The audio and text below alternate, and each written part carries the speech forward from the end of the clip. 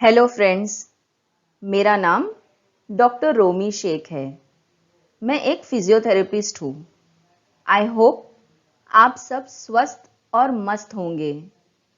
आज के इस वीडियो में हम डिस्कस करेंगे फ्रोज़न शोल्डर के बारे में। आप में से कई लोगों ने ये टर्म तो सुना होगा। आइए देखते हैं इसमें एक्चुअली होता क्या है। इस वीडियो को मैंने डिफरेंट पार्ट्स में डिवाइड किया है, जैसे कि normal versus frozen shoulder, types and phases, patient के क्या कंप्लेंट्स होते हैं, उसके लिए क्या ट्रीटमेंट अवेलेबल है, एंड कुछ patient related questions. Shoulder joint mainly 4 structure से बनता है। नंबर 1, मसल्स यानी कि मांसपेशियां जो हमारे जॉइंट को स्टेबल रखती है।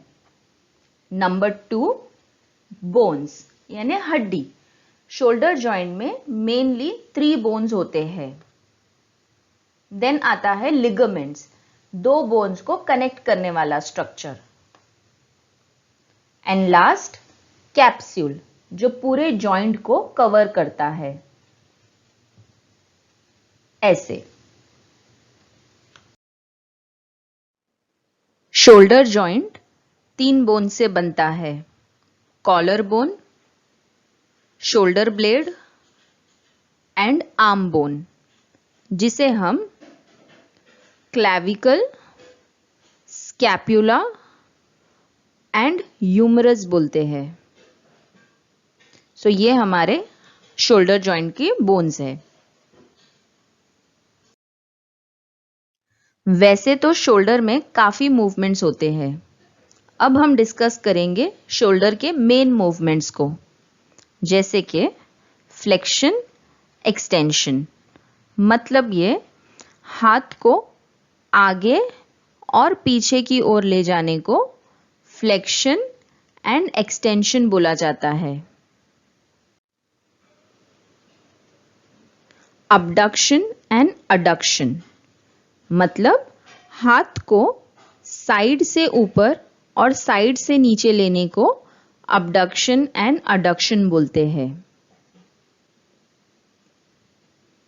इंटरनल एंड एक्सटर्नल रोटेशन मतलब हाथ को अंदर और बाहर की ओर मूवमेंट करने को रोटेशंस बोला जाता है। ये 6 इंपॉर्टेंट मूवमेंट्स हैं शोल्डर जॉइंट के लिए। अब जानते हैं फ्रोजन शोल्डर में एक्चुअली क्या होता है। बहुत इंपॉर्टेंट है, हमें ध्यान से समझना चाहिए। शोल्डर की जो कवरिंग होती है, जिसे हमने देखा कैप्सूल बोलते हैं, उसमें जब इन्फ्लेमेशन हो जाता है,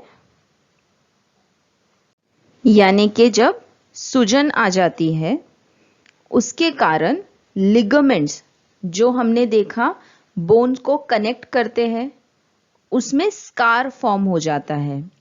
स्कार्स का मतलब ये होता है कि समझो अगर किसी को कोई फ्रैक्चर हुआ है या कट लगा है, तो वो हील होने के बाद जो मार्क रह जाता है स्किन पर, उसे स्कार्स बोलते हैं।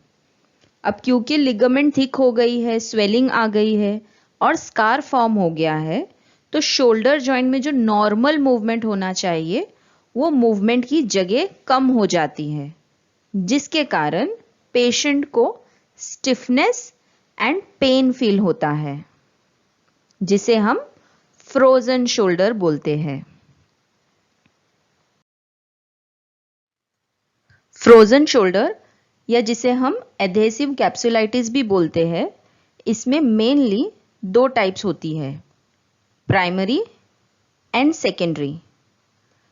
प्राइमरी का मतलब यह है कि हो सकता है फ्रोजन शोल्डर कोई जेनेटिक कारण से हुआ हो। सेकेंडरी में बहुत सारे रीजंस होते हैं। One of the important reason is diabetes. Mainly 10 to 30% of the population जिन्हें डायबिटीज है, उनमें फ्रोजन शोल्डर बहुत कॉमनली देखा गया है।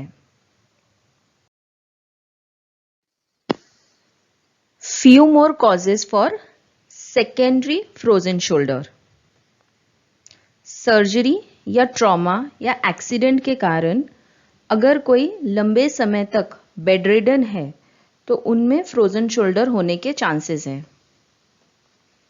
स्ट्रोक, ये एक ब्रेन की कंडीशन है जिसमें ब्लड सर्कुलेशन की प्रॉब्लम के वजह से बॉडी का कोई एक साइड वर्क नहीं करता है एंड उस साइड फ्रोजन शोल्डर होने के चांसेस है। Heart and lung disease, Parkinson's disease, ये एक अगेन ब्रेन की कंडीशन है जिसमें बैलेंस एंड कोऑर्डिनेशन अफेक्ट हो जाता है पेशेंट का, जिसके कारण फ्रोजन शोल्डर हो सकता है। Depression, very important and yes, one of the secondary cause for frozen shoulder. Breast cancer, rotator cuff और इम्पिंजमेंट सिंड्रोम, ये भी एक शोल्डर की कंडीशन है जो सेकेंडरी कॉज हो सकती है फ्रोजन शोल्डर के लिए। इसके बारे में हम एक सेपरेट डिटेल्ड वीडियो में डिस्कस करेंगे। थायराइड प्रॉब्लम, हमारे बॉडी में थायराइड ग्लैंड होता है जो हार्मोन को सिक्रीट करता है। कम या ज़्यादा सिक्रीशन को हाइपो और हाइपरथायरॉयडिज्म बोलते हैं, जो एक सेकेंडरी कॉज हो सकता है फ्रोजन शोल्डर के लिए। पॉलीमाइल्जिया रूमेटिका, ये एक संधिवात का टाइप है जिसे हम अर्थराइटिस भी बोलते हैं। इस कंडीशन में बॉडी में ऑलरेडी इन्फ्लेमेशन ज़्यादा होता है जिसके कारण स्टिफनेस और पेन इंक्रीज हो जाता है and yes, one of the cause for secondary frozen shoulder. I hope अब तक का वीडियो डिस्कशन आप समझ पाए। Now let's go ahead. अब हम बात करेंगे फ्रोजन शोल्डर के डिफरेंट स्टेजेस के बारे में। स्टेज 1, जिसे हम फ्रीजिंग या पेनफुल स्टेज बोलते हैं, ये वो स्टेज है जब पेशेंट को first time frozen shoulder diagnose हुआ है। ये एक ऐसा स्टेज है जिसमें पेन इतना सीवियर होता है कि पेशेंट से शोल्डर का मूवमेंट नहीं हो पाता, जिसके कारण कई बार पेशेंट्स को मेडिसिन या पेन किलर की भी ज़रूरत पड़ती है। स्टेज 2, जिसे फ्रोजन या स्टिफनेस वाला स्टेज बोलते हैं, जो अप्रॉक्सीमेटली 4 to 6 मंथ्स तक रहता है। इस स्टेज में पेशेंट का पेन काफ़ी हद तक कम हो जाता है बट स्टिफनेस बढ़ जाती है, जिसमें शोल्डर का मूवमेंट करना बहुत डिफ़िकल्ट हो जाता है। इस स्टेज में हमें एक्सरसाइजेस, मोबिलाइजेशन करना है, जिसके कारण शोल्डर का रेंज वापस से दोबारा इम्प्रूव हो जाए। थर्ड स्टेज, जिसे हम थॉइंग या रिकवरी फेज भी बोलते हैं, ये एक ऐसा स्टेज है जिसमें अब फ्रोजन शोल्डर रिजॉल्व हो रहा है। इस स्टेज में पेन भी कम हो जाता है और रेंज भी इंक्रीज हो जाता है और ये बॉडी टू बॉडी डिफर करता है। किसी केस में 6 मंथ्स भी लग सकते हैं, किसी केस में 2 साल भी लग सकते हैं।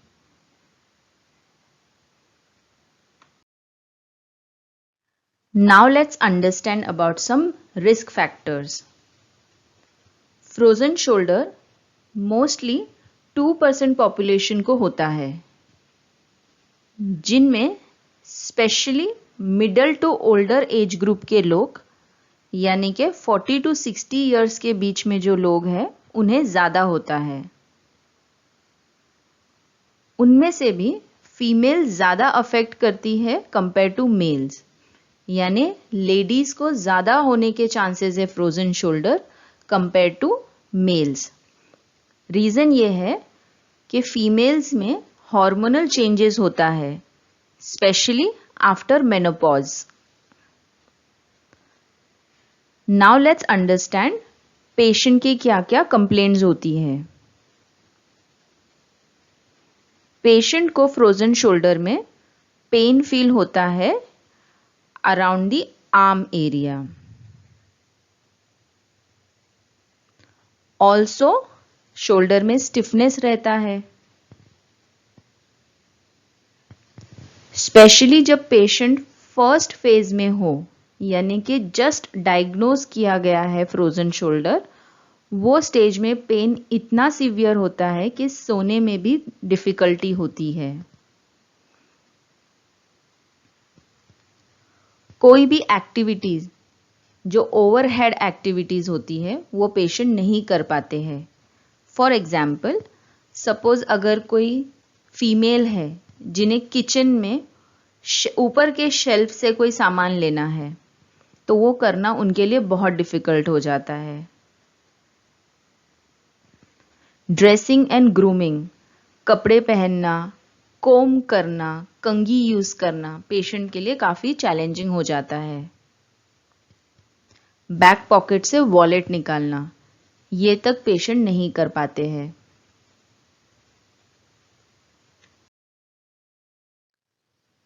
अब जब हमें कंफर्म करना है कि फ्रोजन शोल्डर है या नहीं, उसके लिए हमें ऑर्थोपेडिक एंड फिजियोथेरेपिस्ट से कंसल्ट करना होगा, जहां पर वो आपसे डिटेल्ड हिस्ट्री लेंगे कि ये प्रॉब्लम कहाँ पर है, कितने समय से है।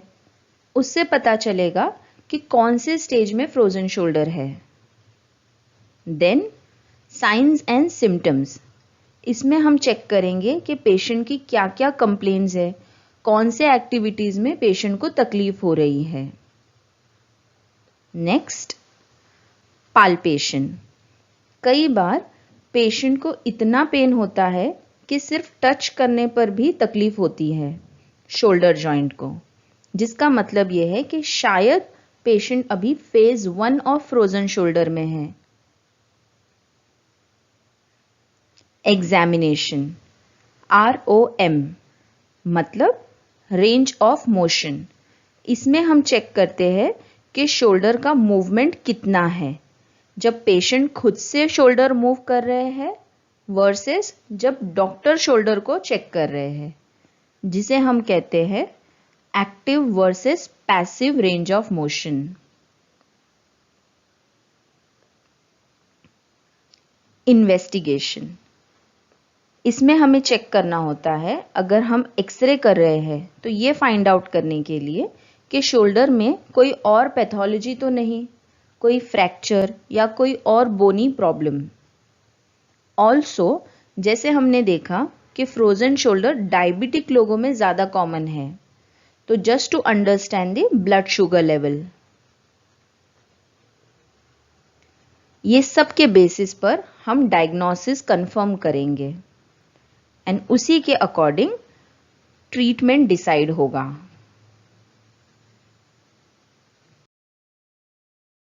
Now let's understand treatment of frozen shoulder. Frozen shoulder को ठीक करने के लिए 2 ट्रीटमेंट टाइप होते हैं, without surgery and with surgery.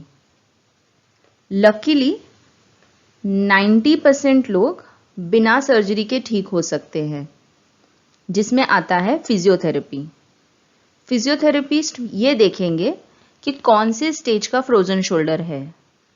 क्या वो स्टेज 1 में है, मतलब पेन बहुत ज़्यादा होगा पेशेंट को। वो सिचुएशन में हमें प्राइस प्रिंसिपल यूज़ करना होगा, मतलब P stands for prevention.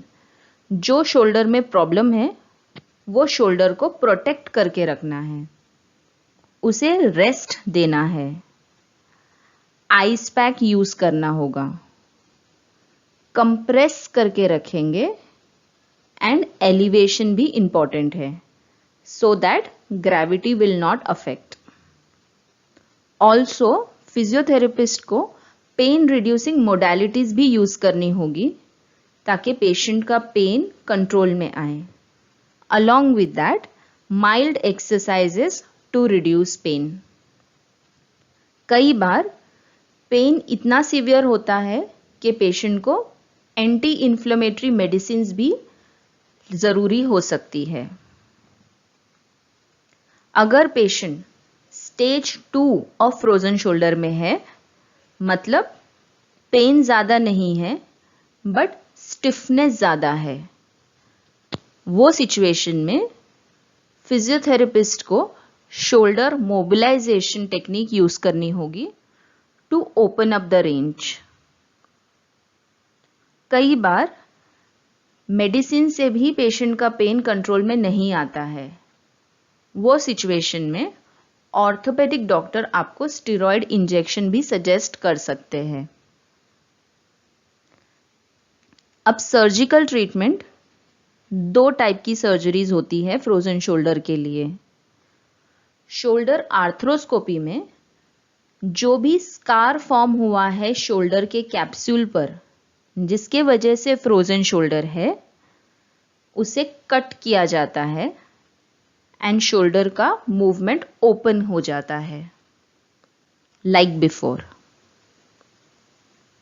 Manipulation under anaesthesia में सर्जन शोल्डर जॉइंट को जो अफेक्टेड है उसे डिफरेंट एंगल में मूव करते हैं so that scars tissue break हो जाए.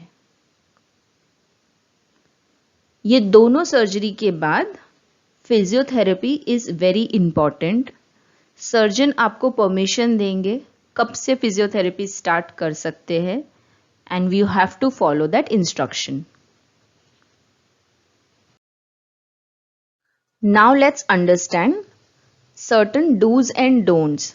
क्या करना चाहिए एंड क्या चीज़ें अवॉइड करनी चाहिए फ्रोजन शोल्डर में. नंबर 1, अगर थोड़ा भी प्रॉब्लम है तो हमें डॉक्टर से कंसल्ट करना है. खुद से डायग्नोसिस नहीं करनी चाहिए. डॉक्टर जो ट्रीटमेंट बोलते हैं वो 100% फॉलो करना इम्पॉर्टेंट है.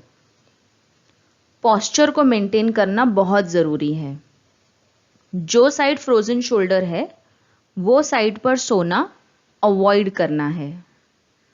ऑपोजिट साइड या स्ट्रेट सो सकते हैं. Also try to keep a pillow under your arm, जिससे हमारा शोल्डर और रिलैक्स हो जाएगा. स्ट्रेचिंग और स्ट्रेंथनिंग एक्सरसाइजेस ज़रूरी है. स्ट्रेचिंग एक्सरसाइजेस से शोल्डर का मूवमेंट ओपन अप हो जाएगा. स्ट्रेंथनिंग एक्सरसाइजेस से मसल्स स्ट्रांग होने लगेंगे. बट स्ट्रेंथनिंग एक्सरसाइजेस स्टेज 1 में अवॉइड करनी चाहिए क्योंकि पेशेंट को पेन बहुत ज़्यादा है. वो सारी एक्टिविटीज़ अवॉइड करनी चाहिए जिसमें पेन हो रहा है. एक्सरसाइजेस स्टॉप करना is not advisable. Mild basic exercises continue रखना है. हॉट पैक या आइस पैक शोल्डर के लिए बेनिफिशियल रहेगा. एक balanced diet is equally important. जैसे हम बोलते हैं हाई बीपी ब्लड प्रेशर की प्रॉब्लम में सॉल्ट इनटेक कम होना चाहिए, वैसे हमने देखा फ्रोजन शोल्डर 10 to 30% डायबिटिक लोगों में ज़्यादा कॉमन है.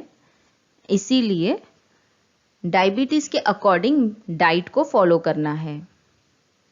ऑल्सो बॉडी में इन्फ्लेमेशन के कारण फ्रोजन शोल्डर हो रहा है. सो ऐसी डाइट रखनी है जो हमारा हीलिंग को प्रमोट करे. जैसे हल्दी, टर्मरिक, जिंजर, ये एंटी इन्फ्लेमेटरी प्रॉपर्टी रखता है, सर्कुलेशन को इम्प्रूव करता है, तो हमें अपनी डाइट में इसे ऐड करना चाहिए. प्रोसेस्ड फूड से हमें बचना चाहिए. Smoking and drinking can also affect, जिसके लिए हमें अवॉइड करना इम्पॉर्टेंट है. And on top of everything, इन सब से ऊपर positive attitude is very important. अच्छा सोचना है, अच्छा काम करना है, ताकि बॉडी जल्द से जल्द हीलिंग प्रोसेस में आ जाए। नाउ लेट्स अंडरस्टैंड कुछ ऐसे क्वेश्चंस जो अक्सर पेशेंट्स हमसे पूछते हैं regarding frozen shoulder. Can frozen shoulder be prevented? क्या हम फ्रोजन शोल्डर से बच सकते हैं? Yes, we can definitely prevent frozen shoulder. कोई भी शोल्डर इंजरी के बाद डॉक्टर की एडवाइस के अकॉर्डिंग अगर हमने एक्सरसाइजेस स्टार्ट किया तो फ्रोजन शोल्डर के चांसेस कम हो जाते हैं। Can I lift with frozen shoulder side? क्या मैं फ्रोजन शोल्डर के साइड से वेट लिफ्ट कर सकता हूं? No, you should avoid, so that पहले हीलिंग प्रोसेस हो जाए एंड देन ग्रेजुअली आपके डॉक्टर की एडवाइस से ही आपको वेट लिफ्ट करना चाहिए। You remember prevention. Can frozen shoulder return after surgery? अगर किसी ने फ्रोजन शोल्डर के लिए सर्जरी किया है तो क्या वो रिटर्न दोबारा हो सकता है? यस, वो हो सकता है अगर हमने सर्जरी के बाद फिजियोथेरेपी एक्सरसाइजेज नहीं किए तो। Can I do yoga in frozen shoulder? हम योगा कर सकते हैं फ्रोजन शोल्डर में, लेकिन अवेलेबल रेंज के अकॉर्डिंग एंड बॉडी के कैपेसिटी के अकॉर्डिंग। अगर बॉडी कंफर्टेबल है तो हम डेफिनेटली योगा कर सकते हैं सो दैट शोल्डर का रेंज इंप्रूव हो जाए। Fastest way to recover from frozen shoulder? ऐसा कोई शॉर्टकट नहीं है जिससे हम फ्रोजन शोल्डर से जल्द ठीक हो सके, बिकॉज बॉडी नेचुरली अपने टाइम के अकॉर्डिंग ही हीलिंग प्रोसेस में आती है। But having said that, we must follow all the process, all the steps for the journey of recovery. Is it okay to massage in frozen shoulder? जी हाँ, हम gentle massage may be with lukewarm oil use कर सकते हैं। गुनगुने oil से हम shoulder पे gentle massage कर सकते हैं just to relax the muscles. Hot pack और आइस पैक में बेटर क्या है? Ideally ice pack is better, but ऐसे भी कुछ पेशेंट्स होते हैं जिनकी बॉडी आइस पैक से कंफर्टेबल नहीं होती है, तो वो कंडीशन में हम हॉट पैक यूज कर सकते हैं। एट द एंड दोनों का इंटेंशन पेन रिड्यूस करने का ही है। Can frozen shoulder spread on the other side? क्या एक बार फ्रोजन शोल्डर होने पर वो दूसरे साइड भी हो सकता है? यस, ऑलमोस्ट 40 to 50% पॉपुलेशन में ये देखा गया है कि एक साइड का फ्रोजन शोल्डर ठीक होने के बाद maybe after few months और ईयर्स दूसरे साइड फ्रोजन शोल्डर हुआ है और उसे प्रिवेंट करना जरूरी है। Which food to avoid in frozen shoulder? ऐसे कोई डायरेक्ट रिलेशन नहीं है, बट यस, क्योंकि बॉडी में इन्फ्लेमेशन ज़्यादा होने की वजह से फ्रोजन शोल्डर होता है, तो हमें एंटी इन्फ्लेमेटरी फूड का सेवन करना ज़रूरी है, जैसे हल्दी, जिंजर, जो हमारे ब्लड सर्कुलेशन को इम्प्रूव करेगा और हीलिंग प्रोसेस को भी प्रमोट करेगा। उसी के साथ साथ डायबिटिक फ्रेंडली डाइट हमें यूज़ करना चाहिए ताकि हमारा ब्लड शुगर लेवल भी कंट्रोल में रहे। ऑल्सो प्रोसेस्ड फूड से हमें बचना चाहिए। Along with that, high fibre diet is important. Can I go to gym with frozen shoulder? जी नहीं, हमें जिम स्टार्ट करने से पहले अपनी डॉक्टर की परमिशन लेना जरूरी है। Without doctor's permission we should not go and hit the gym, because उसके वजह से कोई सेकेंडरी प्रॉब्लम होने के चांसेस बढ़ जाते हैं। आई एम ग्लैड अब तक आप इस वीडियो को देख रहे हो। अब हम देखते हैं पेशेंट में मूवमेंट कैसे रेस्ट्रिक्ट होता है। So you can see in this video patient को लेफ्ट साइड में फ्रोजन शोल्डर है, जिसके वजह से लेफ्ट साइड का रेंज अफेक्टेड है कंपेयर टू राइट साइड। इस वीडियो में हम देखेंगे पेशेंट को साइड से हाथ लिफ्ट करने में कैसे प्रॉब्लम हो रही है। इसे अबडक्शन बोलते हैं। So compare to right side, left side का शोल्डर लिफ्ट करना पेशेंट के लिए डिफिकल्ट हो रहा है। ये इंटरनल रोटेशन का मूवमेंट है, जिसमें हाथ पीछे ले जाने में पेशेंट को डिफ़िकल्टी हो रही है, स्पेशली जब बैक स्क्रैच करना हो या बैक पॉकेट से वॉलेट लेना हो, पेशेंट के लिए काफ़ी चैलेंजिंग हो जाता है।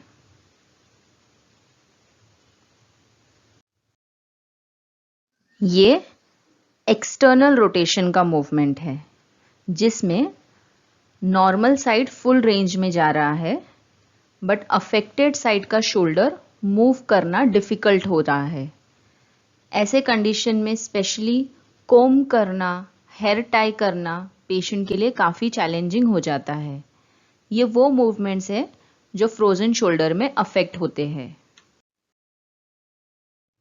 अगर आप एक्सरसाइजेस सीखना चाहते हैं जो घर पर भी कर सकते हैं for frozen shoulder, then let me know. I will try to make a video for the same. In case कोई और क्वेश्चन है आपको फ्रोजन शोल्डर रिलेटेड या कोई और कंडीशन के related, feel free to ask. I will be happy to answer it. Thank you.